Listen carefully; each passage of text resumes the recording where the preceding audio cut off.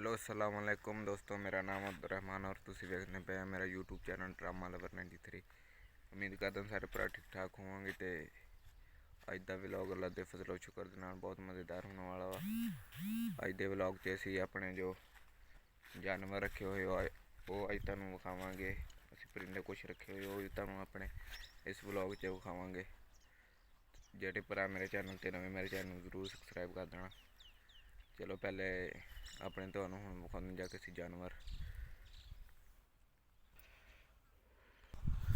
हाँ जी दोस्तों, हुण असीं अपने माल दे कोल मौजूद हुण तुहानूं असीं पहले अपणियां भैंसां विखाउने आ, फिर तुहानूं असीं अपने जिहड़े परिंदे रखे होए वो तुहानूं विखावांगे।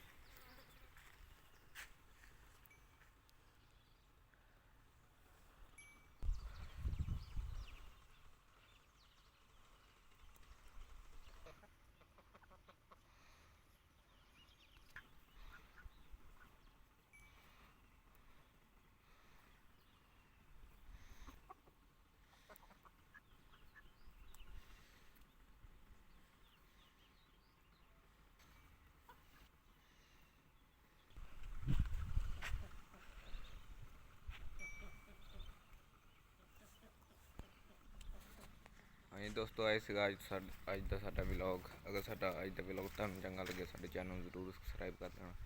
जल्दी मिलते हैं अगली वीडियो च। तब तक के लिए अल्लाह हाफिज़, शुक्रिया। एक बारी तुहानूं असीं अपना गाँव विखावांगे, गाँव का पूरे का विजिट करावांगे तुहानूं। चलो वो विखा के फिर वीडियो दा एंड होया।